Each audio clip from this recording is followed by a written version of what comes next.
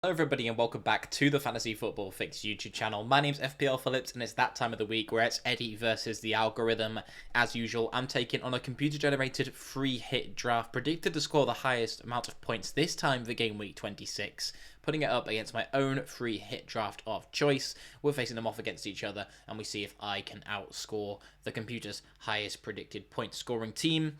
Last week, I gained a victory over the algorithm, meaning the score is now 11-9 in the series. I'm hoping to lengthen that lead even further and give myself a nice cushion going into the last stretch of the season. This time, it's Game Week 26, and as usual, let's get into having a look at the algorithm side first of all.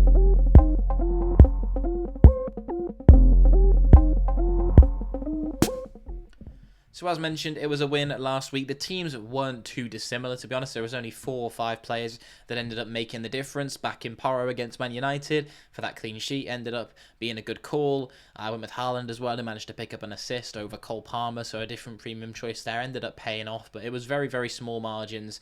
Cole Palmer, luckily for me, blanked, and I ended up coming away with the win. It's not quite as big of a predicted points total this week, given it's no double. It's 63 predicted for the algo side this game week. And in goal is Kepa Arrizabalaga of Bournemouth at home to Wolves this week. Now, Bournemouth have been a pretty impressive side this season. I think everyone would say so. Kepa hasn't been too bad of a keeping option as well. And Wolves at home is a nice fixture to go for. I've not got too many complaints about that at all. Clean sheets seem fairly hard to come by at the moment, but I don't like that. I don't mind that one in the slightest, I should say. In defence, we're going to find Gabriel and Saliba, so a double up on 2 Arsenal centre-backs, and Tariq Lamptey making a rare appearance in the algorithm side. That is an interesting one to see. Brighton are away at Southampton, where, to be honest, although Southampton are poor, I wouldn't expect Brighton to keep a clean sheet there. I'm not sure that Lamptey's really the option. I'd be looking straight at away, but I'll be honest, I've not really done my research even looking at him as a pick. So if anyone's got any bright thoughts around Tariq Lamptey, then leave them down below in the comments. I like to try and leave these blind so I don't look at the team before I do the video.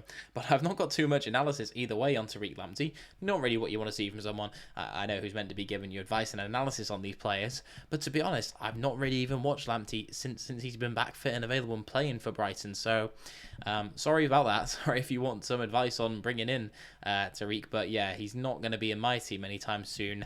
I'll have to probably keep an eye on that Brighton-Southampton game and see how they fare. But Brighton, in my view, they've been shipping too many goals to look at investing in an asset there defensively anyway. In midfield, I imagine it's Salah taking the captain's armband again this week. It is, even despite the Manchester City away fixture, which looks a difficult one on paper. He is still just doing too well this season, on course to even break his record-breaking 303-point season from the 17-18 campaign. I think, yeah, it's just a very, very easy option to leave the captain's armband on him and not really even consider changing it at the moment. It's Cole Palmer who's got the vice-captain's armband as Chelsea travel away to Villa. Not an easy fixture at all, and Palmer has not been living up to some of the heights we saw earlier on in the campaign and some of the big hauls that we saw from him previously. Not personally that much of a fan of keeping hold of Cole Palmer, actually considering maybe even shipping him off in the next few game weeks for maybe a cheaper midfield option such as Brian Mbeumo, who looks a good option for this week. Brentford playing a Leicester side who are very, very weak at the back. I like a lot of the Brentford options for this game week.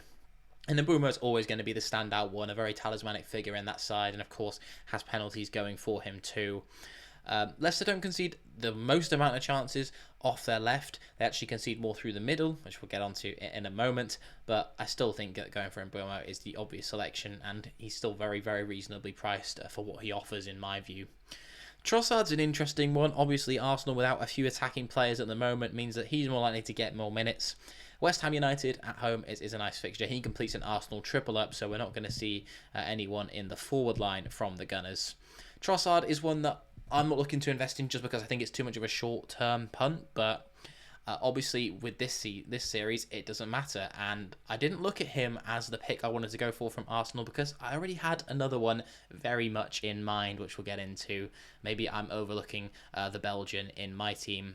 And then finally, it's Kluivert. So he comes back into the algorithm 11. He's a favourite. I went for Django last week over Kluivert, and it ended up paying off. Well, I actually had both of them in, but he was my kind of preferred pick.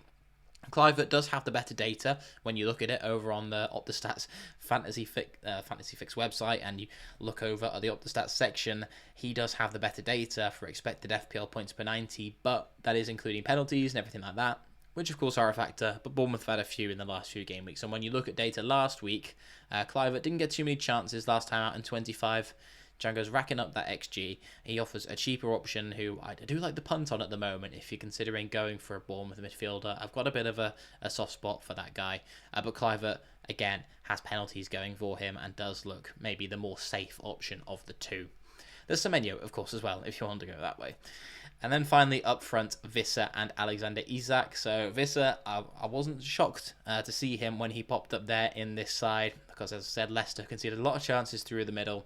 Visser hasn't quite been living up to the expectations I had for him a few weeks ago when I brought him into my team, but hopefully he can cash in on some of that form that Brentford have and actually get some returns. A few disallowed goals here and there. Hopefully Visser, this can be the week where he finally brings home something of a double digits. That's what the algorithm will be hoping anyway. Maybe I'll be hoping it too. Finally, Alexander Isak, not too much to note there. Nottingham Forest is not an easy fixture by any stretch of the imagination. They've done wonders at St James's Park before. Of course, Chris Wood knows all about that. But Alexander Isak, very informed striker in the league. It's hard to ignore on his day, and the budget is left there in this team to go with a more premium forward. On the bench, it's actually Beto, Hudson and Mikalenko, so some nice looking options down there. And now we'll get into my team and have a look and see how it compares to this one.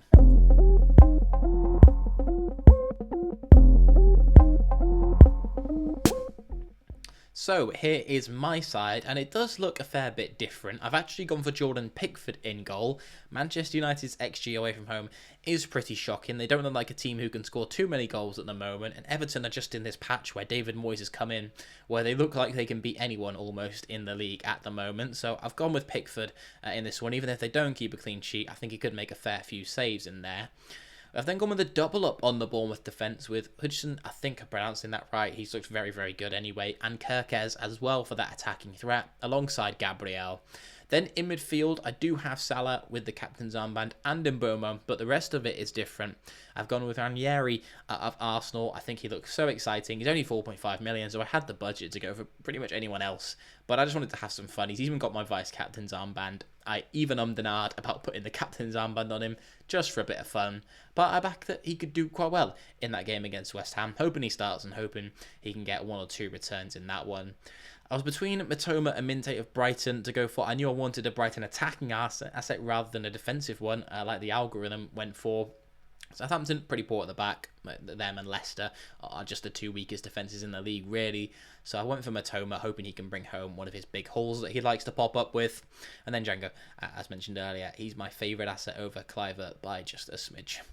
Up front, I do have Visser as well for the reasons mentioned about Leicester conceding a lot of chances through the middle. And then I've gone with Beto as well, who's on a bit of a purple patch at the moment. He's done very well since coming in for Calvert-Lewin and all the injuries. Congrats to anyone who managed to pick him up at that time where he absolutely hauled during that double game week. He's up against Manchester United, who are one of the weakest sides in the league at the moment. So I'm backing them to do well at Goodison Park, and this is the main guy to go for in that team. I did consider even starting maybe Mikalenko as well. So I had the funds to just stick Isak and Trent Alexander-Arnold down there on the bench, so I just thought, why not? I'll do that. But it only grabs me 56 predicted points this week, so, 9 points behind the algorithm, I think. Is it? No, there's less than that, 7. I can't do maths. But yeah, either way, going for a few more differentials and a few cheaper options, having money left over, means that I'm not predicted to do as well as the algorithm this week. But I wanted to go have a bit of fun as usual and maybe not pick the most sensible things. Sorry, my camera's just gone. We'll go into the captaincy now.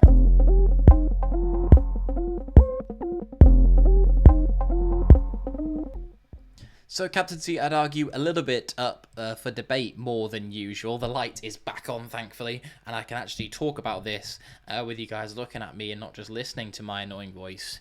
We have Mohamed Salah up against Mbeumo and Isak for this game week, and for once, Salah's not the standout when it comes for predicted points. He is still in the lead, just about 5.9, compared to the other two who are both tied on 5.7.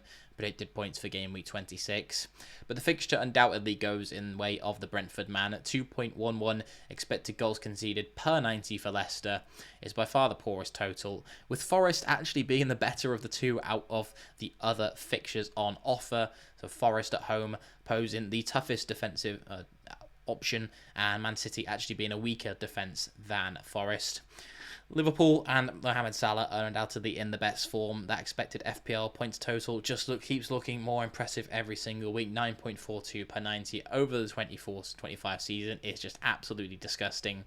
And yeah, I think it is probably another week where his effective ownership will be so high and he still looks a decent pick that I would just go for Mo Salah. And Boomer's not maybe in the most spectacular form, and that's the reason that I would still pick to just go for the Egyptian King, because Liverpool look like on their day they can put 3 and 4 in, and Salah could easily be involved in all of them. So for me, it's another week to captain the Egyptian King. Sorry, it's again a bit of a boring answer. I'm hoping for 1 week soon where I will back someone over going for Mo Salah captaincy, but in the last couple of weeks it has proven to be the right advice, I suppose, in hindsight.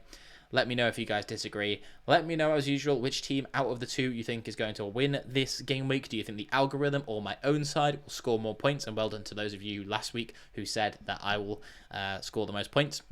If you want to be sensible and get it right again, then I suggest backing my team, not to put too much pressure on myself.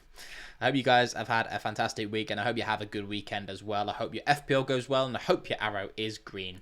And hopefully, I'll see you in the next video. Goodbye.